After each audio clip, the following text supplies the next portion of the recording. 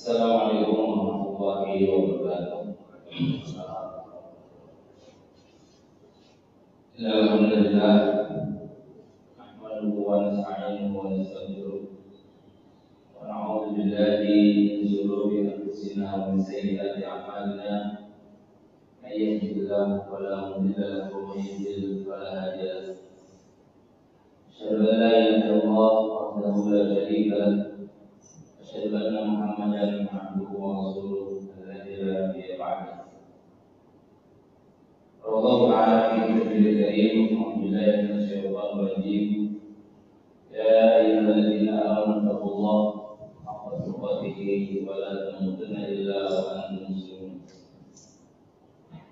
Ya ayyuhan nasu taqullaha alladzi khalaqakum min nafsin wahidah wa khalaqa minha zawjaha رجالا كثيرا ونساء فاتقوا الله الذي تساءلون به والارحام ان الله كان عليكم رقيبا. يا ايها الذين امنوا اتقوا الله وقولوا قولا سديدا يصلح لكم اعمالكم ويغفر لكم ذنوبكم ومن يطع الله ورسوله فقد فاز فوزا عظيما. اما بعد فان اصدق الحديث كتاب الله خير الهدي نبي محمد صلى الله عليه وسلم وشر الأمور محدثاتها فإن كل محدثة بدعة وكل بدعة ضلالة وكل ضلالة في النار. Para hadirin yang masalah salat subuh ya.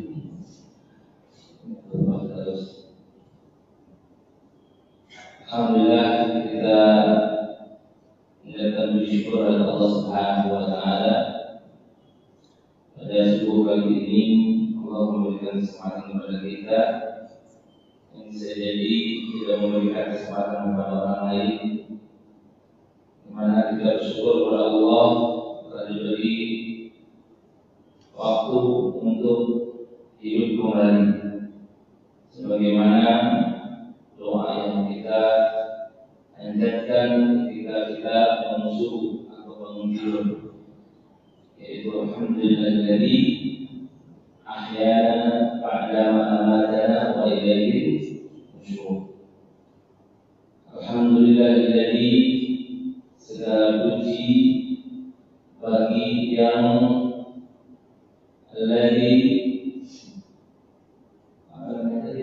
alhamdulillahilladzi ahyana, yang telah menghidupkan kami pada amatana, setelah mematikan kami. Berarti kita lagi tidur itu dalam kondisi mati, dalam kondisi tidak sadar. Kita sudah diberikan kehidupan kembali oleh Allah Subhanahu wa Ta'ala.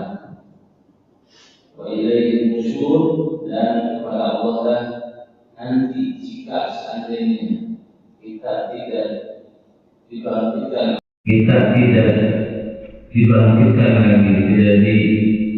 dihidupkan lagi, nanti kita akan dikembalikan kepada Allah dan nusyur akan dikumpulkan di satu tempat, yaitu padang mahsyar. Oleh karena itu, maka patutlah kita bersyukur atas nikmat hidup, nikmat bangun pagi.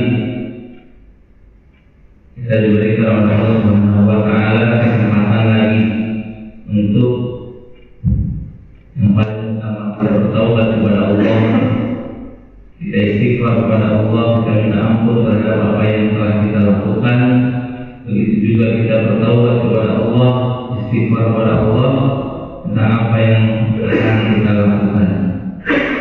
Dan semoga Allah Subhanahu wa Ta'ala selalu menjaga kita dari kehidupan yang akan kita jalankan dengan aktivitas-aktivitas yang beribadah.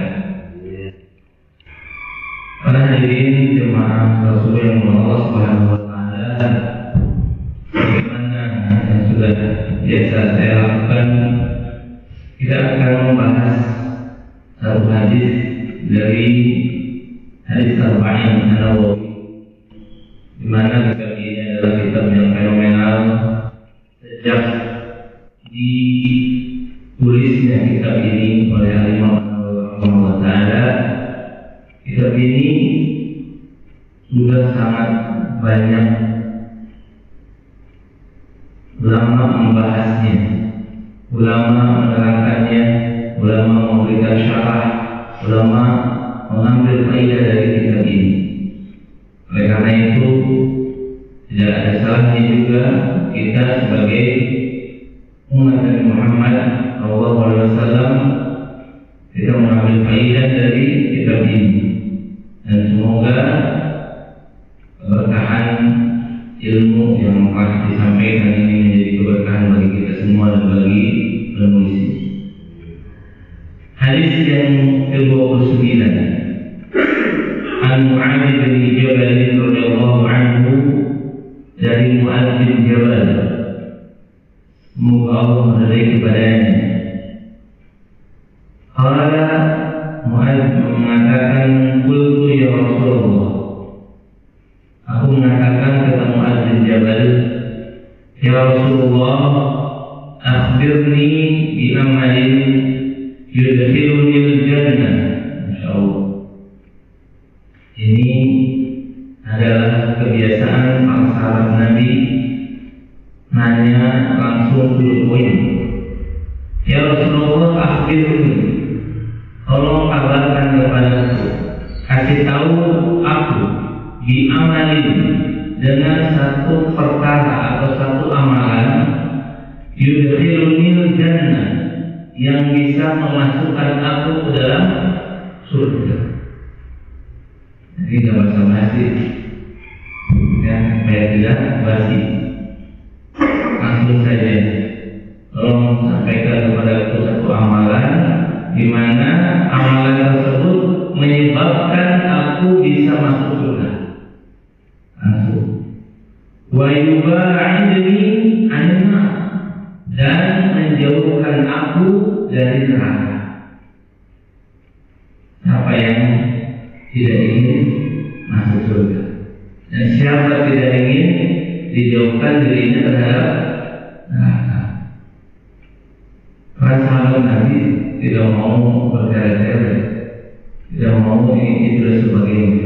Inginnya tujuannya masuk surga ya apa dong? Amalan yang bisa langsung masuk surga. Ya. Qala, maka Rasulullah SAW mengatakan, bersabda, laqad sa'alta an awim. Engkau ini pertanyaannya luar biasa. Laqad sa'alta an awim, adil itu besar. Ini perkara besar, ini perkara yang luar biasa. Ya, iya. Perkara manusia itu ketika dia masuk surga atau masuk neraka adalah perkara yang besar. Tidak ada yang lebih besar kecuali perkara manusia tentang dirinya antara surga dan neraka. Allah bilang, "Fazal ta'ala, engkau sudah bertanya yang sesuatu yang besar, sesuatu yang luar biasa. Wa innahu, dan sesungguhnya la yasirun ala man yassarallahu alaihi, ini mudah." Masya Allah.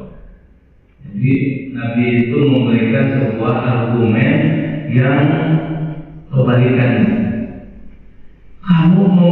Kamu bertanya sesuatu yang besar, tapi ini mudah bagi orang yang Allah mudahkan atasnya, mudahkan untuk menjalankannya. Ta'budullaha la tusyriku bihi syai'an. Apa itu yang disebut perkara yang besar?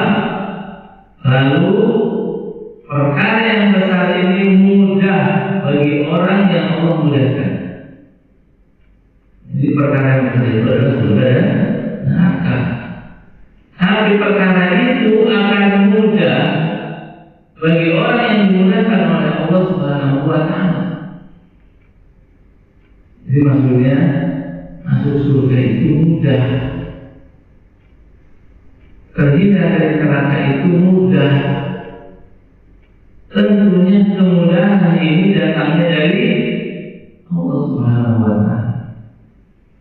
siapa yang mudah untuk masuk surga dan bisa terhindar dari neraka ini? Maka Rasulullah SAW memberikan beberapa kriteria. Yang pertama kata Rasulullah SAW adalah ta'budullah. Syarat yang pertama, engkau beribadah kepada Allah. Engkau harus beribadah semata-mata hanya karena Allah Subhanahu wa Ta'ala saja. La tusyriku bihi syai'an, tidak boleh mempersekutukan, tidak boleh memberikan tandingan lain kepada Allah Subhanahu wa Ta'ala. Tak boleh berbuat syirik. Syaratnya ini yang pertama, beribadah tanpa adanya kesyirikan. Hanya ini urusan surga dan neraka adalah urusan ubudiyah, urusan peribadatan, urusan keyakinan, urusan penghambaan diri kepada Allah Subhanahu wa Ta'ala. Jika itu sudah ada dalam diri kita, jika itu sudah ada dalam hati kita dan menjadi keyakinan yang luar biasa dalam diri kita, dan kita paham apa itu yang namanya ibadah, kita paham apa itu namanya al-ubudiyah, penghambaan diri kita kepada Allah itu paham, dan la tusyriku bihi syai'an, tidak ada kesyirikan kepada Allah, dan kita paham tentang tauhid kepada Allah Subhanahu wa Ta'ala. Syarat pertama, penghambaan diri kepada Allah Subhanahu wa Ta'ala tanpa melakukan kesyirikan sedikit pun.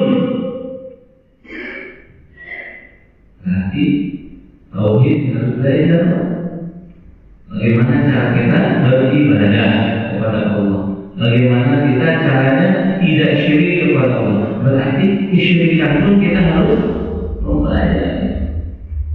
Yang namanya ketauhidan kepada Allah apa saja? Apa yang dimaksud dengan ketauhidan? Apa yang dimaksud mengesahkan kepada Allah itu apa? Kita beribadah kepada Allah saja itu seperti apa? Dan tidak syirik itu seperti apa? Karena dalam ibadah ada 3 komponen yang harus kita pegang supaya tidak kena syirik. Ini syirik ini kan ada syirik akbar, ada syirik asghar. Ada kesyirikan yang bisa tukhriju anil millah wa la tukhriju anil millah. Ada yang syirik menyebabkan dirinya, menyebabkan pelakunya keluar dari Islam, keluar dari agama. Ada kesyirikan yang syirkun dunas syirkin, kesyirikan yang tidak menyebabkan orang keluar dari agama. Nah ini, alhamdulillah kita selalu belajar tauhid, belajar akidah dari berbagai macam kitab. Yang kedua, setelah kita mentauhidkan, kita beribadah hanya untuk Allah dan tidak berbuat kesyirikan, kata Rasulullah SAW, wa tuqimus shalah. Apa itu? Mendirikan sholat.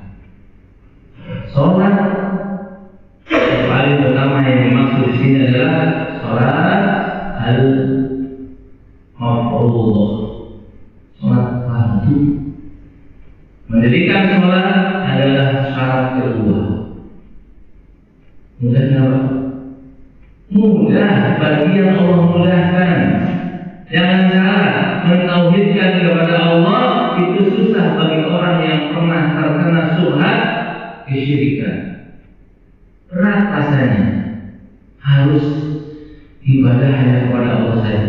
Kenapa? Karena di sana ada sesuatu yang dia takuti, sesuatu yang dia harapkan, sesuatu yang ada dia cintai selain Allah. Kalau itu bisa dihilangkan semuanya dan fokus kepada Allah, maka dia akan terbebas dari kesyirikan. Maka yang kedua syaratnya adalah mendirikan sholat. Oh, Pak, yakin saya? sakit bisa apa? Mau nggak meninggalkan sholat? Nggak mungkin kan? Nggak mungkin. Kalau pas sekali aja. Nah, saya maghriban atau nggak sholat zuhur ya? Kalau udah nggak sholat kayak itu gimana rasanya? Merasa berdosa, merasa ada yang kurang, merasa ada sesuatu yang pokoknya keingatan mereka. Boro-boro disengaja, nggak sengaja pun kita bisa jadi mungkin tertidur. Itu perasaan ingin sholatnya luar biasa, perasaan dosanya luar biasa.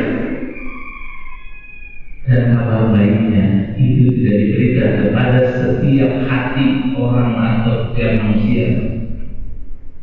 Hanya orang yang memiliki hidayah yang tinggi saja, yang dia tidak ingin lepas dirinya terhadap sholat. Tapi sebaliknya, sholat ini berat, sholat ini susah, sholat ini satu kebanggaan, bahkan jadi satu prestasi. Alhamdulillah, saya sekarang sudah bisa sholat. Ya, ada orang yang baru, padahal dia masuk bukan masuk Islam lagi, padahal dia sudah Islam dari lahir, tapi ketika dia dewasa, ketika mereka sudah mengenal tentang Islam, ketika dia sudah biasa sholat,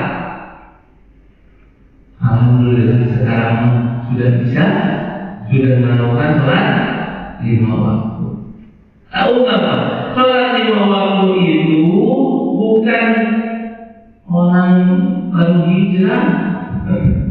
Ya, karena kan orang begini ya, orang tua banyak sekarang fenomena hijrah, artis hijrah, orang-orang hijrah, orang-orang kembali.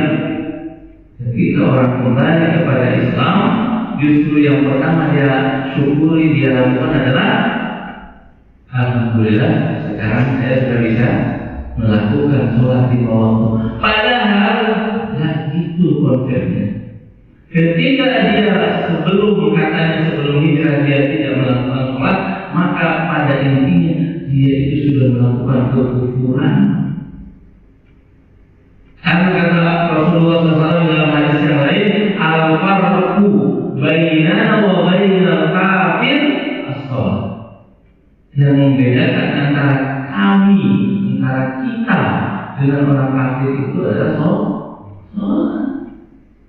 Jadi kalau kenapa ini sesuatu yang besar tapi mudah, ini urusannya surga dan neraka.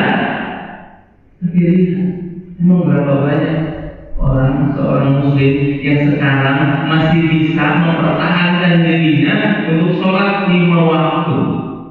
Apalagi 5 waktu, belum lagi tepat waktu, belum lagi di awal waktu. Masya Allah, kita masih bisa bersyukur seperti itu, masih bisa melakukan hal-hal tersebut, hal-hal yang menurut Allah, menurut Rasulnya ini besar, tapi dengan mudahnya kita melakukan dengan mudahnya. Dan berarti ketika ada kemudahan di sana Pak, di sana di luar sana masih ada orang yang berjibaku dan bingung, bahkan berat hatinya untuk melaksanakan sholat itu.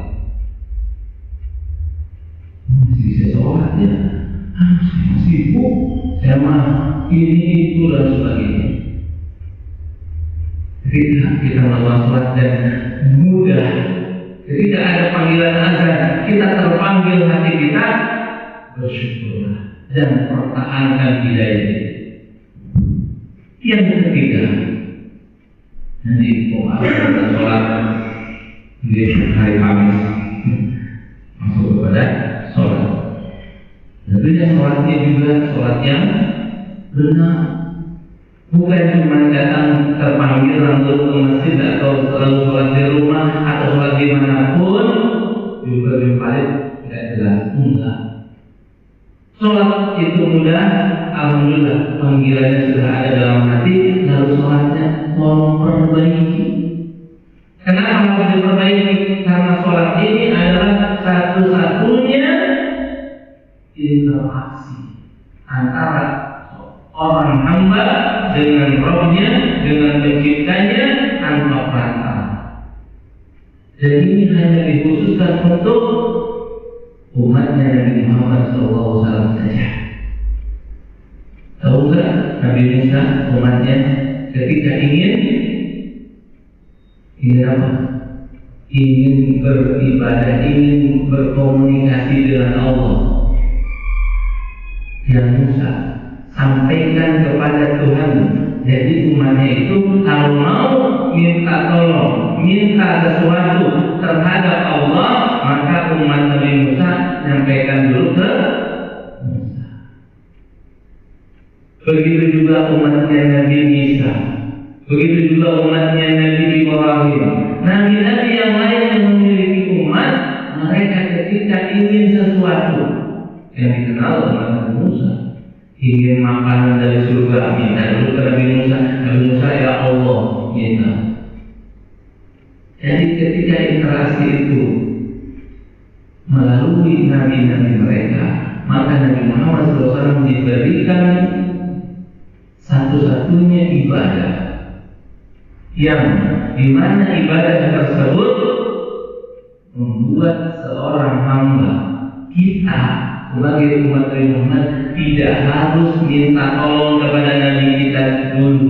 Nabi kita sudah tidak ada, sudah meninggal. Kita diberikan satu ibadah, satu fasilitas di mana ini interaksi langsung antara kita dengan Allah Subhanahu wa Ta'ala. Oleh karena itu, sholatnya yang benar. Interaksi kita itu harus benar, kata caranya, beribadah syarat dan rukunnya kita harus penuhi dengan sebenar-benarnya. Dan kita harus upgrade terus, karena pasti bukan mungkin saya tidak pasti bagus terus.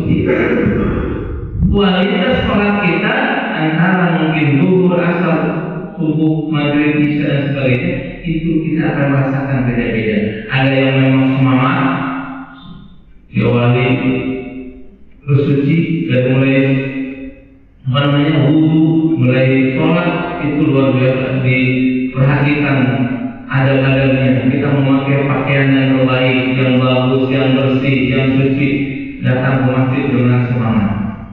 Tapi ada satu waktu di mana kita rela-rela harus sholat, kemalas-malasan, pakai baju sembarangan, pakai sembarangan dan sebagainya. Ada pernah kita merasakan itu? Ya. Itulah yang perlu kita upgrade terus. Ini perkara besar tapi mudah bagi orang yang Allah mudahkan. Yang ketiga, waktu dia zakat, menunaikan zakat. Ini perkara besar.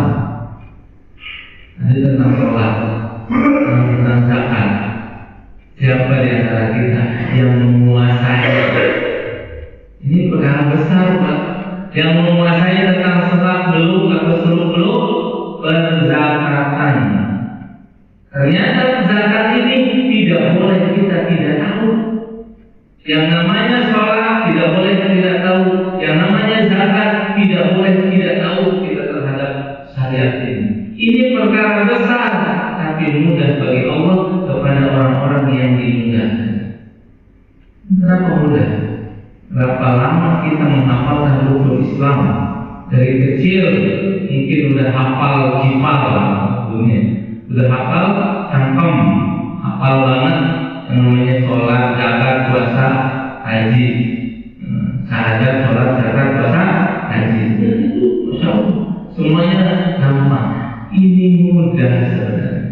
Kita harus mengetahuinya mudah, tapi tidak mudah bagi orang yang Allah tidak berikan hidayah. Zakat banyak unsurnya. Apa yang kita harus zakat? Zakat ini berhubungan dengan harta kita. Kalau mau bertanyakan harta kita aman enggak? Harta kita sudah bersih enggak dari api neraka? Kenapa disebut begitu? Karena Rasulullah SAW kalau melihat istrinya, diantaranya ada kisah Aisyah radhiyallahu anha, dia memakai cincin yang diberikan dari saudaranya dari adiknya, ya, Asma binti Abu Bakar. Jadi adiknya itu memberikan cincin. Tiba-tiba Rasulullah SAW melihatnya dengan ya Aisyah, apa yang ada dalam jarimu itu? Kata Aisyah apa? Ini adalah pemberian Asma kepada. Maka kata Rasulullah SAW, ikhlas, coba dulu, karena aku melihat di situ ada api neraka. Maka coba dulu dan zakati cincin. Ada saya cuma cincin doang dikasih lagi kan? Nah, dan itu zakat perhiasan. Dan berbagai macam zakat-zakat yang lain yang harus kita ketahui terkait harta kita. Yang selanjutnya, wa tasum Ramadan, saum di bulan Ramadan. Kita paham Pak.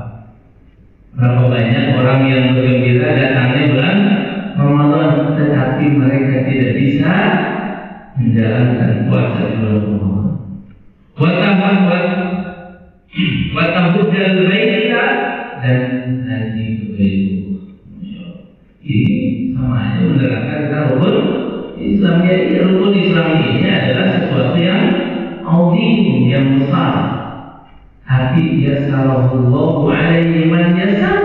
Siapa yang dimudahkan oleh Allah, yaitulah dia yang akan dimudahkan untuk menjalankan rukun Islam ini dengan mudah. Walaupun mungkin salah satu di antara kita atau bahkan belum kita melaksanakan ibadah yang terakhir yang haji, maka minimal yang 4 itu kita benar-benar jaga dan pelihara. Kemudian Rasulullah SAW bersabda, ala adulluka ala abwabil khair. Nah, itu kan yang fardu-fardunya, yang nggak boleh hinggap, yang harus benar-benar dijaga. Maka Rasulullah, mau nggak aku tunjukkan kepada ala abwabil khair, pintu-pintu kebaikan. Berarti di sini haji sudah baik, tapi banyak lagi nih untuk mendapatkan banyak peluang-peluang kebaikan yang lain selain melakukan yang fardu. Abwaabul khair adalah pintu-pintu sesuatu yang sunnah. Apa itu kata Rasulullah SAW? Kata Rasulullah SAW, as-sawmu junnatun wa sadaqah. Saum itu perisai. Jadi kalau mau tambahan kebaikan selain menjalankan rukun Islam itu, saum junnah, saum perisai. Saum perisai itu adalah puasa sunnah. Masya Allah. Sekarang banyak program apa intermediate fasting, intermediate fasting gitu. Fasting kan puasa. Intermediate itu yang terprogram, yang ada waktunya. Kita itu kalau punya syariat yang sunnah itu adalah puasa Senin Kamis, puasa Daud, puasa 3 hari dalam 1 bulan.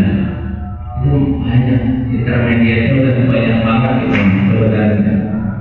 Walaupun ya aturannya beda dengan yang tadi, yang kemudian puasa-puasa sunnah itu menjadi perisai, menjadi tameng kita, menjadi padanan pahala kita. Puasa sedekah dan sedekah. Apa sedekah? Faedahnya tudfiul khati'ata kama yudfiul ma'un nar.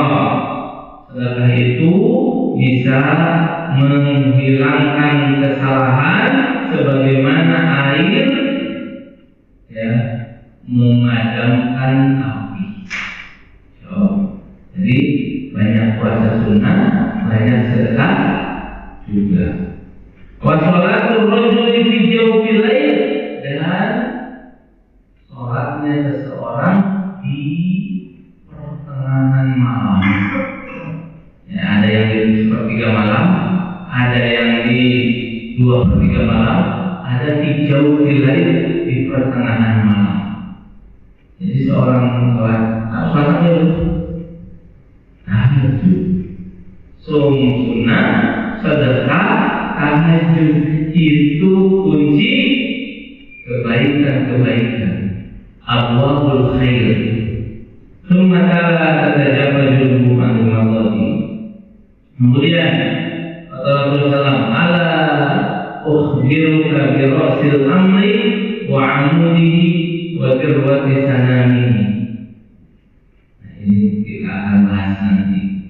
Nah, hadisnya masih ada. Itu saja yang bisa disampaikan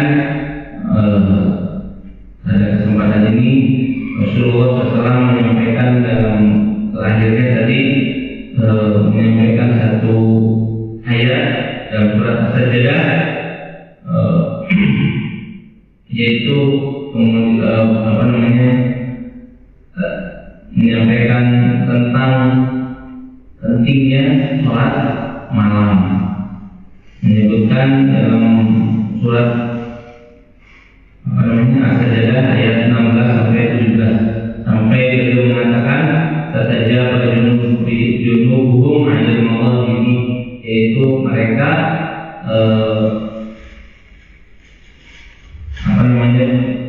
perut-perut mereka itu jauh dari tempat tidurnya. Maksudnya mereka bangun di mana orang-orang tidak bangun. Orang-orang lagi terlelap tidur, mereka bangun untuk sholat tahajud. Inilah kebaikan atau abwaabul khair, dan ini mudah bagi orang yang dimudahkan oleh Allah Subhanahu wa Ta'ala. Itu saja yang saya sampaikan pada hadis yang ke-29. Insya Allah nanti ada setengah lagi hadis ini yang kita akan bahas tentang kata Nabi, apakah mau aku sampaikan kepadamu birrosil amri wa amudihi, tentang kepala urusan, tentang pokok dari urusan wa amudihi dan tiang-tiangnya, wa dirwati sanamihi, dan puncak kebaikan itu apa? Nanti kita akan bahas. Ya, kebaikan puncaknya, tentang tiang-tiangnya, ini Allah akan kita bahas pada waktu subuh yang akan datang, insya Allah. Itu saja yang bisa disampaikan pada kesempatan ini. Mudah-mudahan ada guna dan manfaatnya, khususnya bagi saya yang menyampaikan, umumnya bagi kita semua. Barangkali ada yang mau ditanyakan, silakan, dan sempat sambil kita menikmati sarapan pagi. Silakan Pak, barangkali ada yang mau ditanyakan.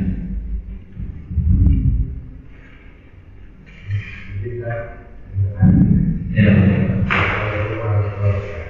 Waalaikumsalam.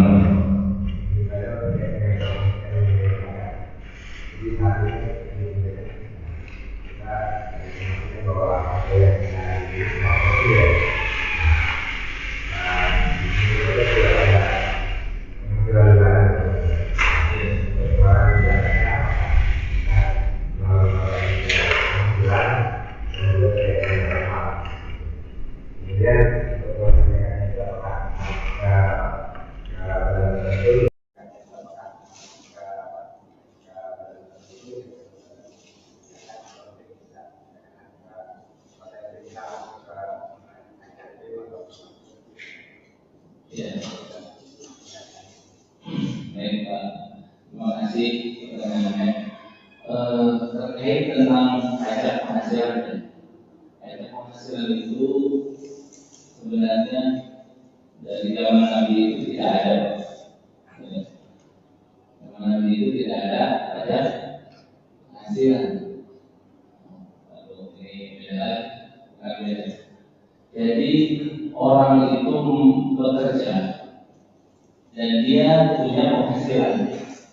Rasul tidak pernah mentargetkan pajak dari orang-orang yang bekerja. Jadi orang yang bekerja itu Kan dari zaman Rasul, zaman dulu sudah ada. Itu orang yang bekerja di pasar, orang yang punya jasa, orang yang punya itu, dia bekerja. Ini bukan dia punya harta besar, bukan dagang, bukan. Ini bekerja. Bekerja itu berarti bersuruh atau sesuatu yang dikerjakan lalu dapat upah. Itu dari dulu ada. Itu sudah sangat umum. Tapi apakah ada syariat para pekerja itu dikumpulkan oleh Rasul? Kamu dapat, kamu sudah punya penghasilan, kamu sudah punya gaji. Gaji kamu berapa? Ya kasih. Pernah saya sahabat di itu. Jadi mohon maaf. Ini baru mukadimah dulu. Saya terangkan contohnya. Jadi orang-orang yang punya penghasilan dari hasil upahnya, ada dasarnya dia tidak mendapatkan atau tidak ada kewajiban untuk menzakati hartanya, menzakati hasil upahnya. Apa yang kita kerjakan dan mendapatkan upah itu murni khusus untuk kita. Itu prinsipnya pertama. Adapun bagaimana kita mau membersihkan ini, barangkali tidak bersih. Jadi pada dasarnya orang-orang yang punya gaji itu karena dia bekerja itu murni dan halal seluruhnya 100% untuk dia. Sebagaimana dia memiliki harta apapun, ya, itu murni milik dia.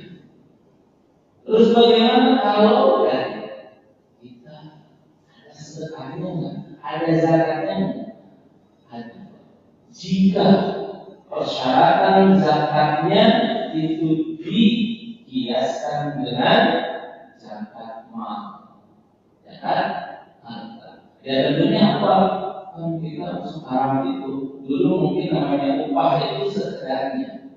Tapi sekarang ada orang yang bekerjanya cuma 1-2 jam, tapi penghasilannya jutaan, puluhan juta, bahkan ratusan juta. Itu baru satu hari, gimana tuh? Bulan, gimana satu tahun? Masya Allah. Gimana itu? Nah maka ketika kita memiliki penghasilan yang ketika kita penghasilan dalam 1 tahunnya itu mencapai nisab itu mencapai kadar zakat mal. Apa zakat mal nisabnya? 80 gram emas namanya. Karena kalau dengan gaji dengan uang rupiah dan sebagainya itu sudah tidak ada parameternya. Parameter yang paling gampang itu kalau besar dan siapa yang memiliki harta 80 gram emas per tahun. Dalam waktu 1 tahun 80 gram emas itu berapa? Sekarang 1 gram emas berapa? 1.200.000, 1.400.000, 1.500.000, 120 juta. Betul. 1.200.000-an lah ya ngomongnya. 2 juta, ya 1.500.000. Anggaplah 1.200.000. Berarti dikali 80 gram, kurang lebih 100 juta ya. 100 juta ya. 1.200.000 dikali 8, 96 juta per tahun. Kalau penghasilan kita sampai segitu per tahun, diakumulasi, maka ketika kita di akhir tahun kita wajib mengeluarkan wajibnya. Terus gimana nggak nyampe ya Ustaz, gaji lagi yang nyampe segitu ya, anggap dibagi 12 ya. Kalau misalkan ini tuh minimal harus gaji 8 juta baru ya, makanya gaji yang minimal 8 juta atau 10 juta baru dia punya kewajiban zakat tahunan ya. Kalau di bawah itu gimana? Di bawah itu tidak kena. Kan gitu ngomongnya. Jadi tidak jangan sampai orang tarik dari 1 juta 2 juta, zakat kemana? Zakat penghasilannya mana? Kasihan Pak. Jika itu buat. Nah belum lagi apalagi kalau dia memiliki tanggungan. Setahun mungkin dia kebutuhan lebih dari tanggungan pokok, maka nanti bisa dikurangi. Oleh karena itu penghasilan itu Pak, silakan kondisikan dengan sedekah, bukan zakat. Kalau sedekah, Bapak mau mensisihkan 2,5% ya alhamdulillah, 5% ya silakan, 10% silakan, setengahnya dari penghasilan pun maka saya mah tidak mau diterima gajinya mungkin saya mau sedekahkan semua, alhamdulillah. Kalau memang ada penghasilan yang lain, saya dari pekerjaan ini saya sedekahkan, saya dapat ini, kan gitu. Jadi yang namanya sedekah itu tidak terikat dengan ukuran atau nisbah atau waktu. Kalau zakat ada waktunya. Ada waktunya ketika dia nyampe 1 tahun, ketika dia nyampe nisabnya atau ukurannya. Jadi tapi ada zakat-zakat yang lain yang harus kita bersihkan. Contoh, ya, yang dipakai di istri-istri kita, di anak-anak perempuan kita. Apa itu? Perhiasan emas, bukan perak. Di Indonesia silver nggak ada emas dan perak. Jadi emas ini ada zakatnya yang dipakai, yang dijadikan perhiasan. Yang diperhiasan ya pasti dipakai. Ada Pak, saya punya perhiasan tapi disimpan. Nah, nggak dipakai. Tapi pada intinya yang namanya perhiasan itu tujuannya untuk dipakai. Beda orang ketika membeli logam mulia 1 batang emas. Ini untuk dikalungkan, ya. Mungkin ya kita mau beli 1 batang emas 1 kilo misalnya, ya.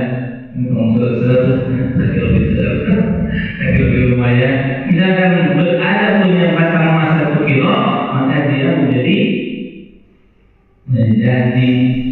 harus ada ukurannya, harus ada nisabnya. Nisabnya berapa?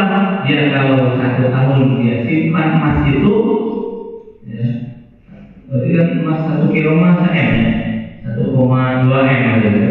Nah berarti tadi kan 96 juta. Nah berarti kan ini ada zakatnya nanti per tahun. Gitu. Per tahun itu banyak tuh.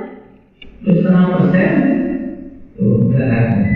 Maka penghasilan tadi yang diakumulasi atau tadi kalau emas sebagai emasnya perhiasan maka dikeluarkan zakatnya 2,5% langsung di rumah. Terus kepada siapa? Apakah ke lembaga ambil zakat nasional atau lembaga zakat-zakat yang ada atau dititipkan ke masjid atau bisa langsung? Semuanya silakan kepada Allah. Tapi yang paling utama kata Rasulullah itu langsung. Yang paling utama itu langsung karena kita tahu itu yang membutuhkan siapa yang membutuhkan. Ya kalau misalkan kita tidak tahu ini yang membutuhkannya siapa, ya titipkan. Karena kemarin aja, apa yang baca kemarin? Saya pernah baca hadis itu belum lama ini, itu ada orang yang bapaknya menitipkan emas dalam dirham ke masjid. Lalu di masjid, siapa yang butuh emas, butuh uang. Jadi ada yang menitipkan lalu dibagikan di masjid. Nah, dari itu anaknya yang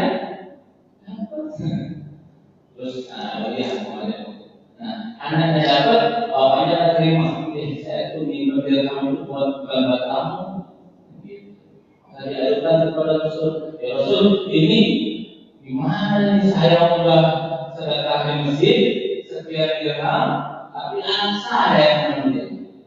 Maka kata Rasulullah, lakama nawaita ya Yazid, namanya Yazid, dan lafaz ma'akhad kayak Ma'an dan Ma'an, jadi Ma'an bin Yazid. Si Ma'an ini namanya Ma'an bin Yazid, dua-duanya para sahabat Nabi, satunya anaknya, satunya bapaknya.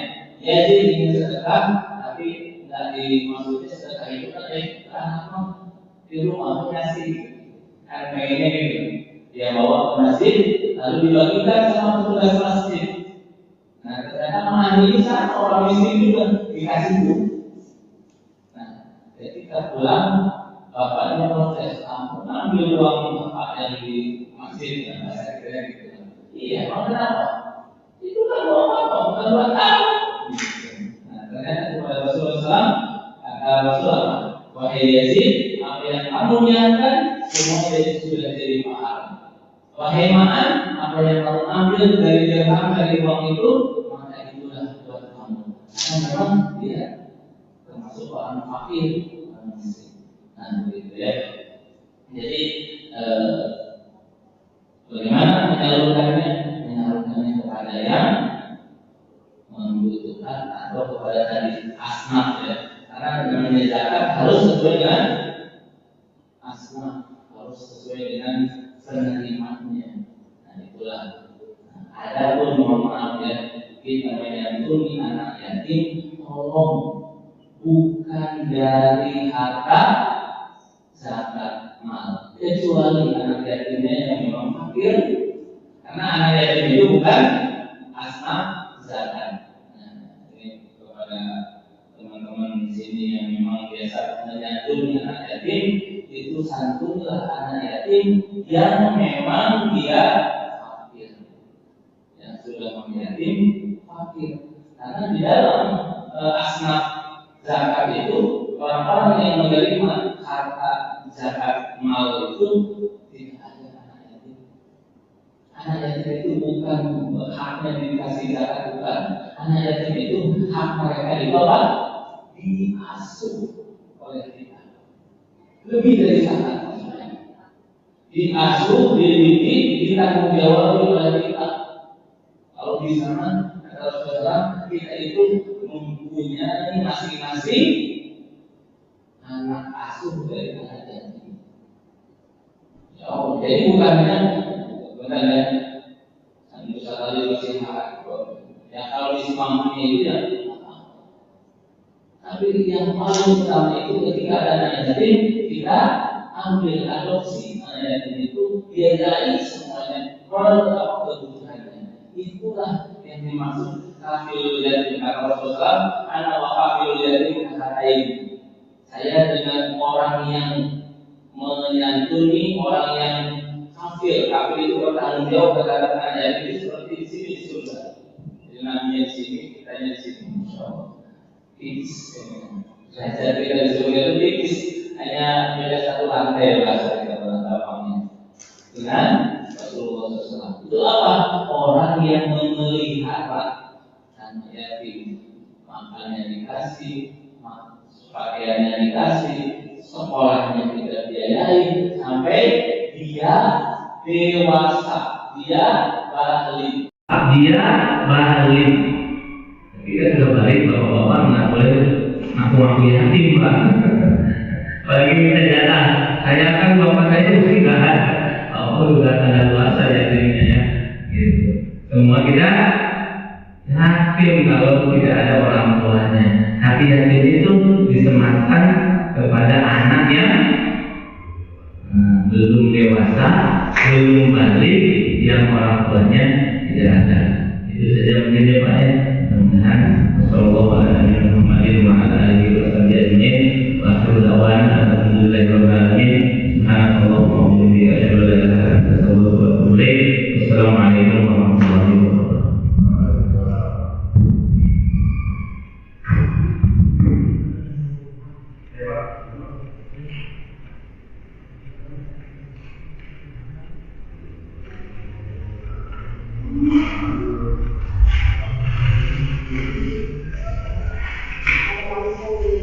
Ada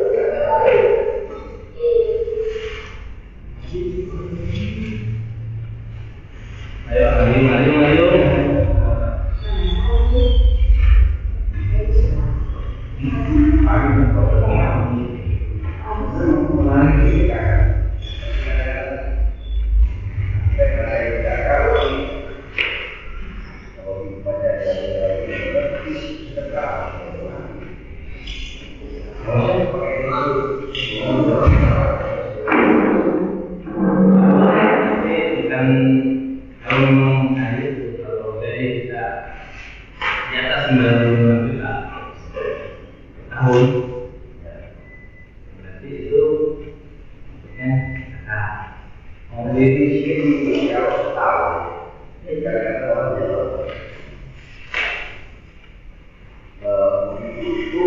untuk data-data bukti yang rasa pengembangannya. Nah, kedua yang namanya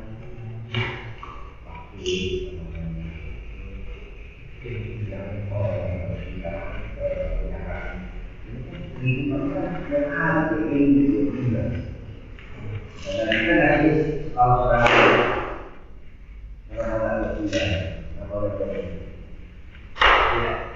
berbeda, jadi ada apa namanya santunan sosial, ada santunan wajib. Santunan wajib itu buat kita kewajiban kita punya santunan sosial, ada santunan wajib. Santunan wajib itu buat kita kewajiban kita punya harta. Ya, wajibnya adalah setahun sekali yang harta, karena kita ada hiburan itu berarti dari rumah. Zakat itu dikeluarkan yang 1 tahun itu ketika harta kita bukan di rumah, bukan kendaraan dipakai dari tahun itu. Jadi uang kita yang ada di rekening atau yang sudah berubah atau bangunan atau hasil yang bahasanya yang itu bukan yang rumah mobil itu nggak dinyatakan. Kita punya mobil, harganya 2 miliar sekalipun, kalau itu setahun, ya nggak ada. Kita punya barang mewah yang itu, kecuali yang ada karena zakat itu. Seperti kita punya emas, walaupun dari dipakai cuma 1-2 bulan, kaki yang itu wajib zakat. Tapi kita punya mutiara. Walaupun harganya atau berlian, harganya yang miliaran 1 juta, itu nggak wajib karena tidak ada apa namanya, tidak ada apa istilahnya, dia itu bukan barang yang wajib ya. Tapi ketika kita punya 1 tahun di berlian ini atau di mutiara ini, nah 1 tahun ketika berlian ini nilainya berapa,